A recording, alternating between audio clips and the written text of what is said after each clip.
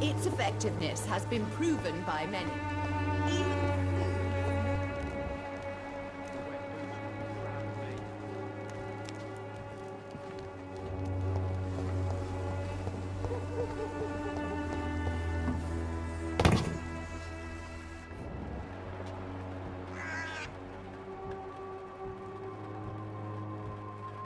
I won't end up another drunk arsehole littering the streets. Not me.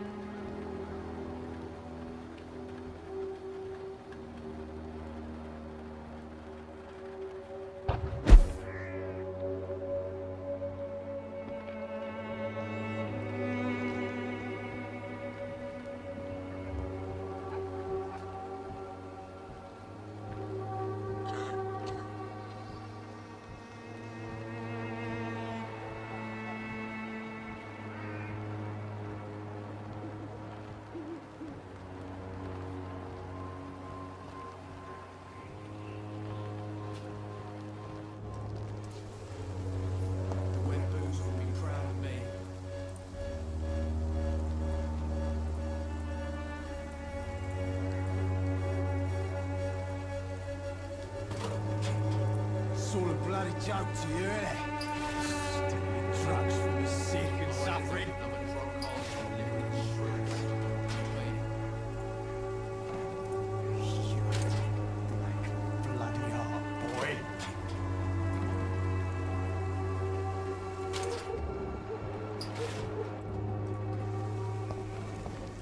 Someday you'll understand. You've wasted your life.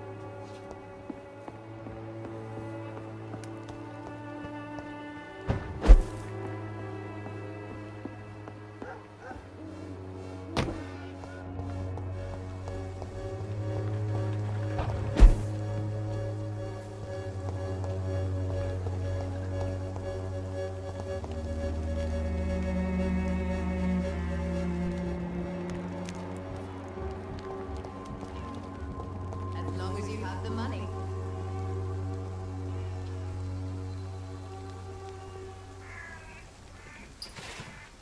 It's all a bloody joke to you, innit? Stealing drugs from the sick and suffering.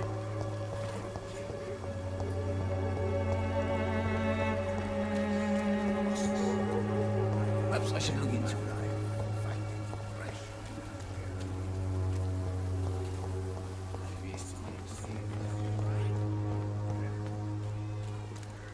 Cheap price, good quality. Come on, take a look. Don't be afraid. There is no protection against malevolence and trickery. Forgive my interruption. Do not apologize, my son. Father Tobias Whitaker is always happy to teach mortals about the incoming Armageddon. I am Dr. Jonathan Reed, and I just have a few questions. A scientist? You are much more lost than I thought, my son.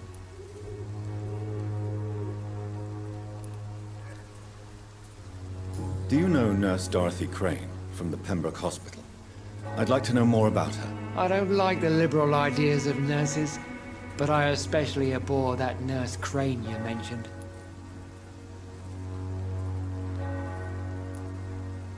So, you're not exactly a fan of Florence Nightingale's work. But nurses are essential for modern healthcare. Nuns should be the only women allowed to take care of male patients. It's obvious only they have the necessary moral fiber. Why do you hate Nurse Crane more than other nurses? Before coming to London, she was a member of the communist resistance in her country. That's what happens when you let a woman get involved in politics.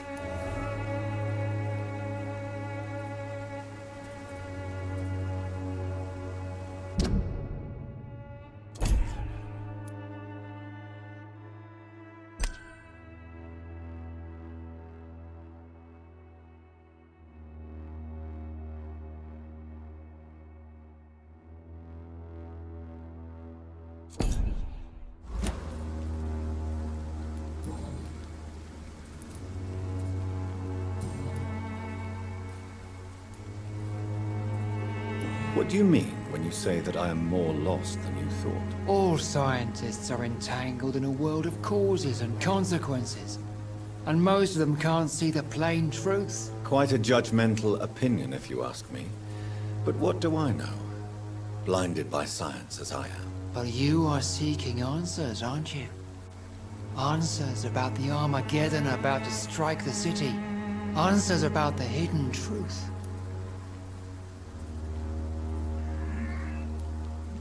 Well, I suppose I can spare a few minutes listening to your so-called truth. As a doctor, you must be aware of the decimating epidemic. But let me tell you that this so-called Spanish flu is just the beginning of the end. What do you mean? The beast is finally revealing itself, corrupting the flesh and the heart of men. With my own eyes I have seen them, those minions from the abyss. Really? And what would be your answer to this biblical threat? We must fight the disease before this legion outnumbers us. But not with scalpels and microscopes. No. What is left then? Cleansing fire.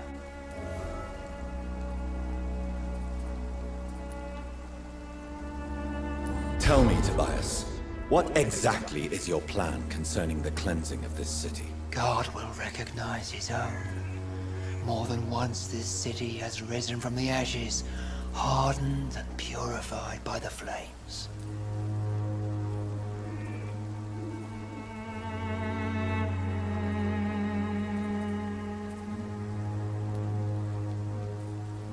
Purification by fire has proved useful, but where do you stop? Burn the clothes? The buildings? The corpses? Worse? Your lack of faith is predictable. But my task is to convince rational minds like yours to see the light. This is God's will. You're mad and dangerous. You're nothing but a soulless butcher. A small-time Torquemada. The Savonarola of Whitechapel. My son, if you think salvation is a free gift, go listen to the lies of that pompous fool, Joseph. Joseph, a fool? Vicar Larrabee of St. Mary's Church. While he continues preaching his fraudulent redemption, more and more people die in the streets. What do you mean when you say that I am more lost than you thought? All scientists are entangled in a world of causes and consequences, and most of them can't see the plain truth. Quite a judgmental opinion, if you ask me. But what do I know? Blinded by science as I am. But you are seeking answers, aren't you? Answers about the Armageddon about to strike the city. Answers about the hidden truth. I am. But the answers I seek are based on facts, not superstition.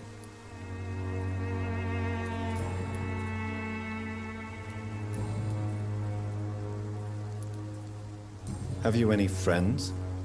Any family left in these terrible times? No. But I have a disciple I see as my son. He is so devoted. I sent him to preach the good word in the heart of this corrupted city. Where did you send him? I sent Samuel to the Stonebridge Cemetery, where the pestilence and evil grows night after night. You sent him on some preaching crusade during the epidemic. As a true believer, Samuel will fear no evil while he walks through the valley of the shadow of death.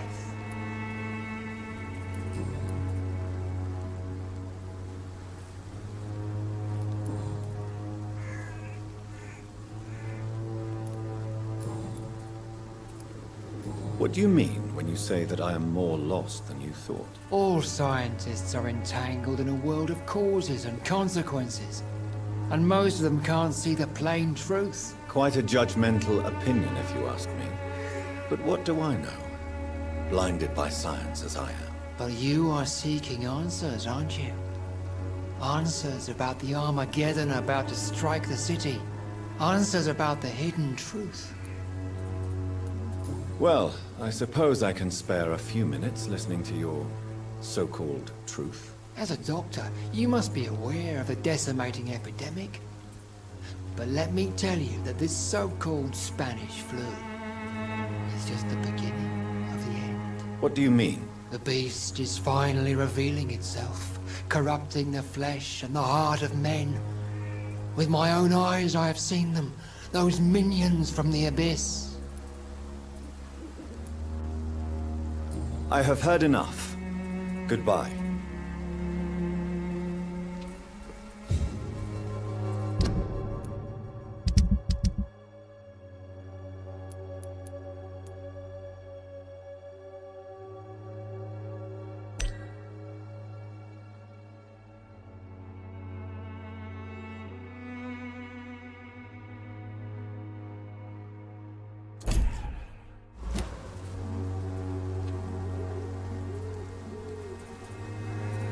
Soon the time will come when you will all be judged for your sins. Even now, he judges your words and actions. The wars of men should not be your main concern. The disease upon us is not an accident of nature, but the punishment of a divine will.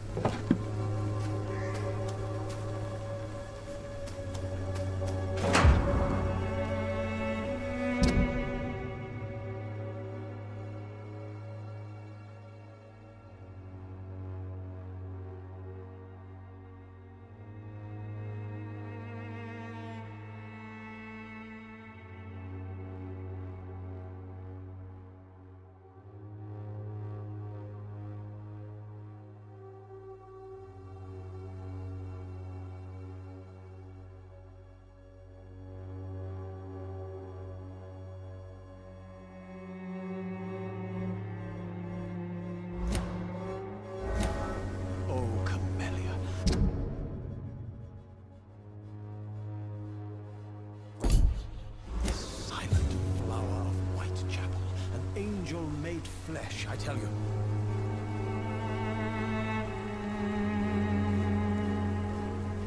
Morbidity can breathe its own beauty and grace. Whitechapel is not just disease, desertion, and Good evening, sir. I'm Dr. Reed.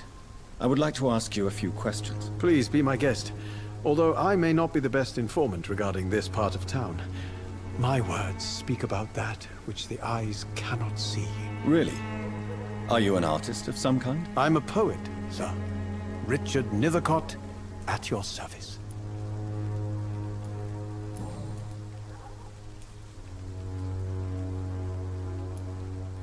Are you aware that your life could be in danger in this part of town? But this is where I must be to feel the real beat of the city. I had to come, see it for myself, alone.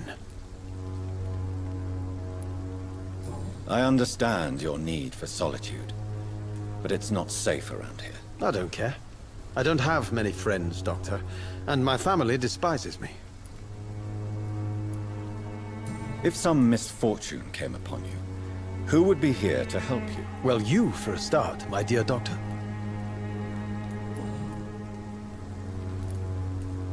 May I ask what you're doing at this hour of night, sir? Do you live here? Not at all. I'm just enjoying the pleasure of a quiet walk. Though night talks are always preferable, if you ask me. Especially with strangers. But are you not afraid of the epidemic? Oh, why should I? I see some equity in the Spanish flu. No flesh should be saved, say the scriptures. Good or evil, rich or poor, all are equal in the eyes of the flu. If you say so. But as a physician in a time of epidemic, I must caution you to avoid unnecessary exposure, sir. Thank you, Doctor. But we both know the seeker of truth has to go boldly where the weak dare not.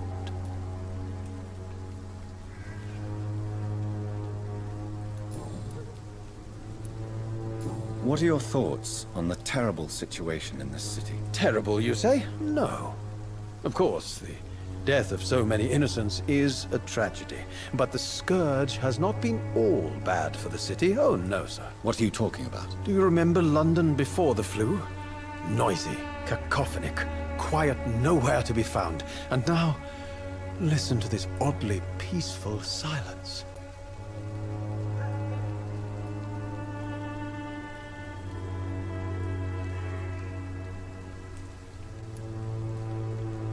Peaceful? That's quite an unusual way to speak about the epidemic. And very inappropriate, I must say. Most people fail to understand my perspective. I don't blame them. But how could I call myself a poet if I veiled my feelings?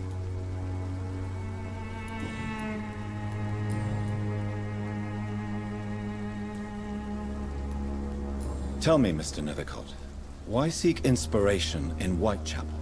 The place is not beautiful per se, but how to explain it? Stirring and challenging. Do you not think it a little morbid? On the contrary, sir. Whitechapel is full of life, full of beauty. Just like my dear muse, the wonderful Camellia. What can you tell me about Camellia? Not much. And that's the beauty of it. She can't speak, you know.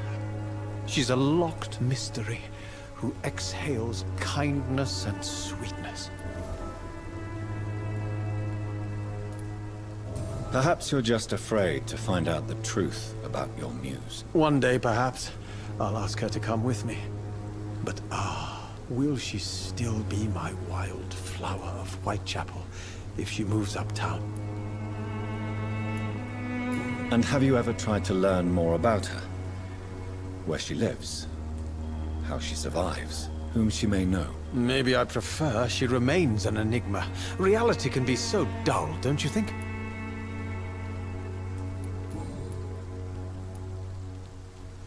In what way, exactly? The struggle by gaslight, the barren smiles and the arid hunger under the rain. If you say so. Such vibrant antagonism and vivid paradox, the stripped humanity raged across each street. Vivid, of course, yes.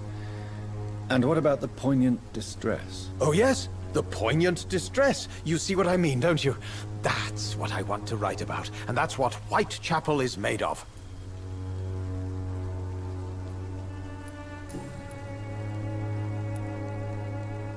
You don't really make a living from your scribblings, do you, Richard? No, sir, I don't.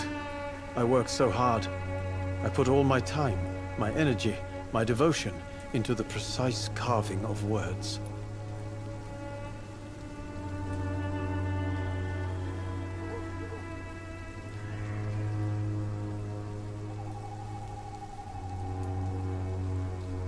Still, you don't seem to suffer from poverty. With thanks to my parents, actually.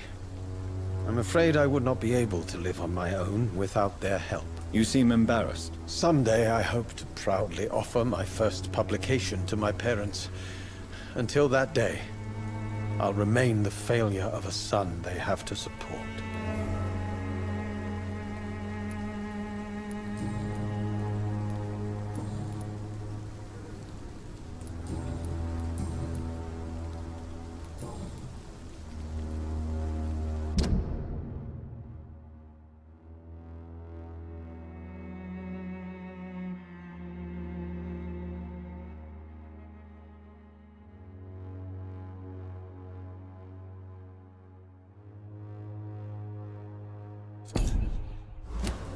Do you need medical attention, sir? It may be wise to let you prescribe me something.